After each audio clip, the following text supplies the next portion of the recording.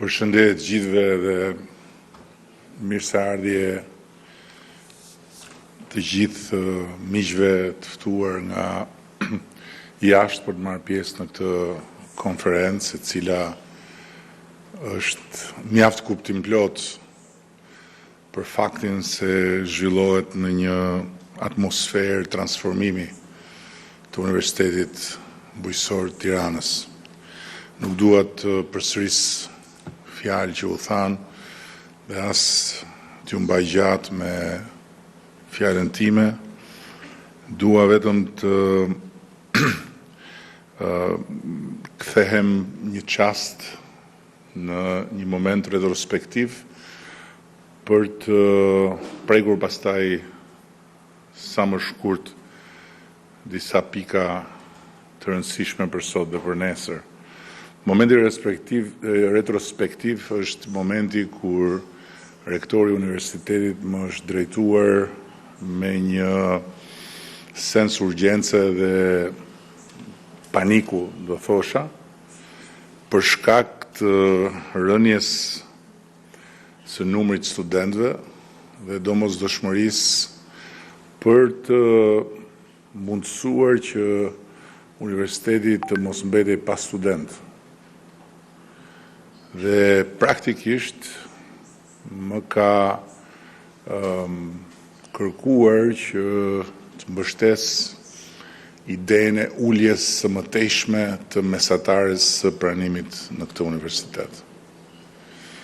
Pra faktikisht të shkonim në një drejtim që do të sillte mbase në këtë territor kaq të rëndësishëm për zhvillimin e vendit më shumë njerëz, por që do të komprometonte totalisht cilësinë e burimeve njerëzore në dispozicion të zhvillimit të vendit në një sektor jetik si bujqësia dhe në një fush kaq komplekse sa zhvillimi rural. Dhe unë i thash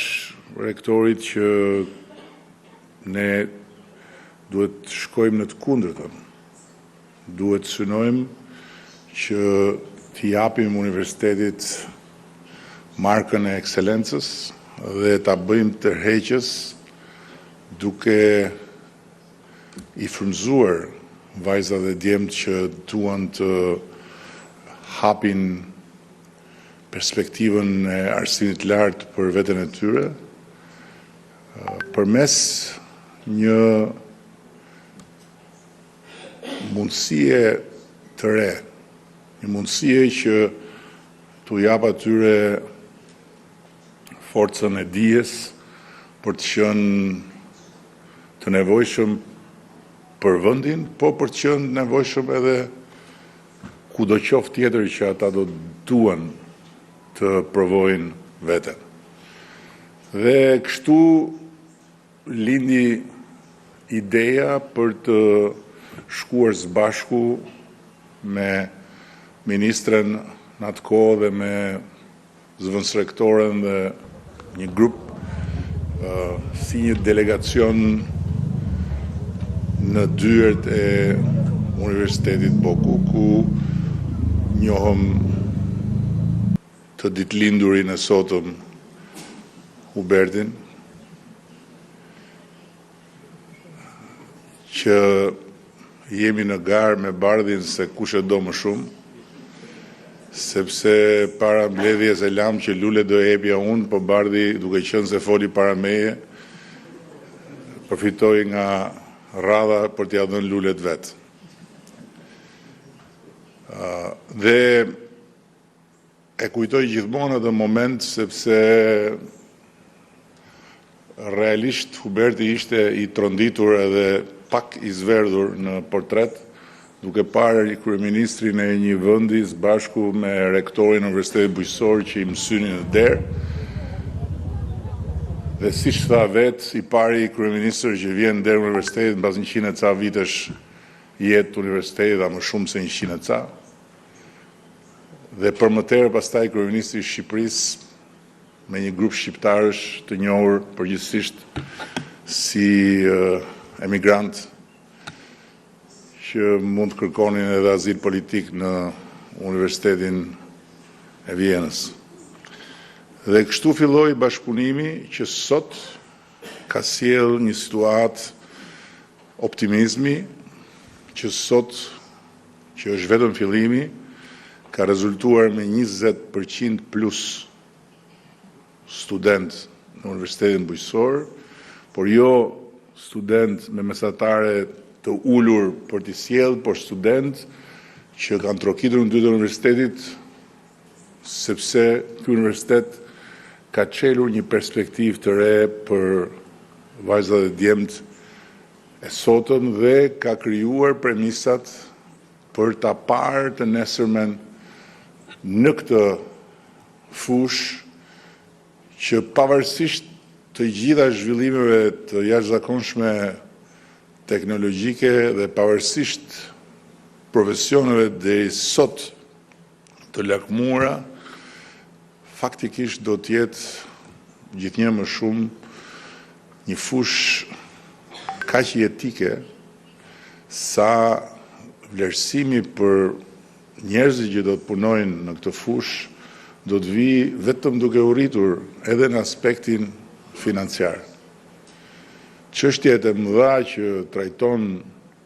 fusha që mbulon me programet e veta Universiteti Bujqësor në aleancë me Bokun e Vienës, që pasqyrohen edhe në emërtesat që i pam të renditura këtu, janë çështje të mbijetesës së popujve, në ndërkohë që ndryshimet e klimës, nevoja për të administruar në mënyrë inteligjente burimet natyrore, e kështu me radhë, bëhen gjithmonë më të mprehta dhe gjithmonë më sfiduese. Çështja e sovranitetit ushqimor dhe çështja e garantimit të ushqimit, pikërisht në kushtet e këtyre ndryshimeve që po marrin për masa gjithnjë më katastrofike, apo çështja e mbrojtjes strikt, mbrojtjes deri përtritjes së burimeve, marrë parasysh zjarret për shembull, janë të gjitha pjesë e një tematike të gjerë që i bën njerëzit e specializuar të kësaj fushë asete shumë të vyera dhe gjithmonë e më të vlefshme në kohë. Dhe fakti që Universiteti Bujqësor sot ka arritur të realizojë nën drejtimin e urtë dhe të mençur të Hubertit së bashku me rektorin dhe grupin e tij, një reformë që i vlen jo thjesht Universitetit Bujqësor, por që hap një dritare për të gjithë botën tonë universitare, është shumë kuptim plot në vetvete. Më vjen jashtëzakonisht mirë që nga një universitet i cili jetonte në një proces rrënimit vazhdueshëm si rezultat i kthimit të kurrizit ndaj temave që ky universitet mbulon, dhe që në fillim të bashkëpunimit tonë ishte edhe i sulmuar edhe i kapur përfyti realisht nga një rrjet i tërë metastazash këtu brenda të kancerit të ndërtimtarisë paleje, sot është kthyer në një pararoj e transformimit një pararojë ambicjes për Shqipërinë e të nesërmes, një pararojë e përgjegjshmërisë lartë përpara brezit të atyre që trokasin dyert e universiteteve tona për të bërë specialistët e të nesërmes. Dhe padyshim që këtu ka një merit veçantë, jo vetëm leadershipi i universitetit,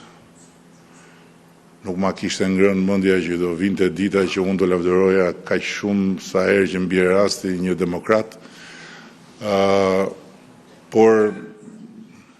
kam kuptuar që kur demokratët nuk kanë flok, e kam më të lehtë që të gjej aleancë me ta, dhe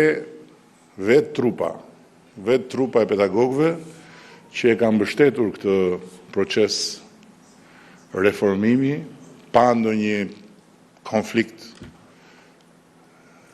si konfliktet që zakonisht i shoqërojnë këto procese, dhe që e ka përqafuar këtë moment të ri progresi. Kështu që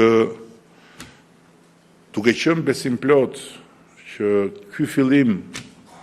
ka që mbar faktikisht është një garanci për një rrugë që do të shtrohet hap pas hapi me kontributin e të gjithëve dhe që do të çojë në ditën e bekuar të njëhësimit plot të Universitetit Bujqësor Tiranës me Universitetin Bogut Vjenës, nga ku do të dalin diploma të njëhësuara dhe që do ta bëjnë të universitet siç e kemi në vizionin tonë të përbashkët socialist dhe demokratik, me bardhin një universitet rajonal me student jo vetëm nga vendi, por nga gjithë rajoni, kam po ashtu bindjen që ministri i Bujqësisë dhe Zhvillimit Rural, i cili pavarësisht se vjen nga një realitet pak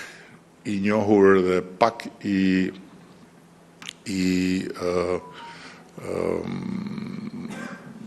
mbështetur, po themi mediatikisht, është në këtë detyrë si rezultat i shumë përpjekjeve inovative që ka bërë, duke bashkëpunuar me fermerët, duke u përfshirë në problematikat e zhvillimit rural, jo më larg se sa këto ditë jemi duke diskutuar një propozim të tij për trajtimin e ujrave të ndotura, ujrave të zeza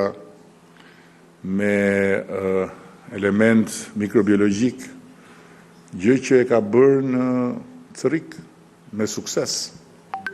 për një sër kopshtesh dhe shkollash. Do të jetë një partner i vyer i universitetit, ashtu si kundër universiteti do të jetë një partner i vyer i qeverisë përmes Ministrisë së Bujqësisë. Dhe e fundit që kam është se pak kohë më parë ne kërkuam ndihmën e Universitetit Bujqësor për të bërë një testim të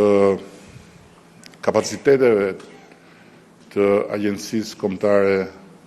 të Ushqimit, dhe ishte një eksperiencë jo vetëm shumë e dobishme, dhe kemi marrë nga grupi i angazhuar këtu një raport shumë cilësor,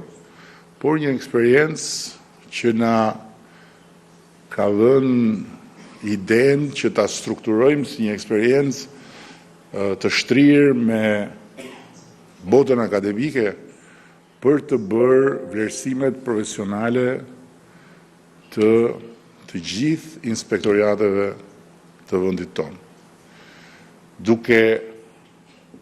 krijuar një aleancë që do t'i hapi rrugë profesionistëve që do duan të përfshihen në këto inspektorate sipas meritës,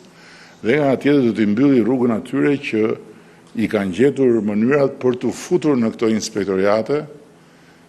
pa integritetin e duhur profesional dhe për të bërë jo pjesë e zgjidhjes që inspektoriatet duhet garantojnë, por pjesë e problemit që ne kemi me inspektoriatet. Kështu që edhe këtu duhet falenderoj të gjithë ata pedagogë që janë përfshirë në këtë proces dhe duhet ftoj të gjithë ata studentë që do të kishin dëshirë të përfshiheshin nesër në këto inspektoriate apo ata që kanë mbaruar Universitetin Bujqësor dhe që dëshirojnë të kontribuojnë në Agjencinë Kombëtare të Ushqimit që të guxojnë dhe të aplikojnë kur të hapet procesi i aplikimeve të reja, ku përsëri ne do të shfrytëzojmë universitetin për të bërë vlerësimet e atyre që do të merren në punë, duke shmangur maksimalisht ndikimet e natyrave të tjera. Tani, sipas zakonit, duhet të falenderojmë me patjetër edhe partnerët këtu të pranishëm përmes ambasadorit të Republikës Federale të Gjermanisë dhe ambasadores austriake, e cila kupton edhe shqip, megjithëse mban ato kufjet, dhe patjetër edhe një herë të gjithë ata që morën rrugën për të ardhur deri këtu. Ndërkohë që një falënderim shumë të posaçëm duhet i bëj kryetarit të Akademisë së Shkencave, profesor Skënder Gjinushit, i cili i ka dhënë Akademisë një frym të re dhe ka provuar edhe një herë tjetër që vera e vjetër kur është e mirë mbajtur është e pakonkurrueshme. Dhe dua të inkurajoj që universiteti dhe universitetet të punojnë sa më ngushtë me Akademinë e Shkencave. Shumë faleminderit, bëra të gjitha përpjekjet e mia për të bërë një fjalim të shkurtër, nuk doli dhe aq i shkurtër, po prapë më i shkurtër se sa zakonisht, në respekt të kohës tuaj dhe në respekt të gjithë temave që keni marrë përsipër të trajtoni në këtë konferencë ndërkombëtare, kaq kuptimplot dhe kaq frymëzuese, kur mendon se zhvillohet në një vend si ky, ku deri jo shumë vite më parë sundonte vetëm pesimizmi dhe shtyje i dita sepse nuk dihej çdo sillte viti. Ndërkohë që sot e dim shumë mirë se çdo sjell Shqipëria 2030 për të gjithë pedagogët dhe studentët e këtij universiteti, falti universiteti markën e ekselencës, bujqësinë dhe dinamikën e zhvillimit rural në tërësi. Shumë faleminderit.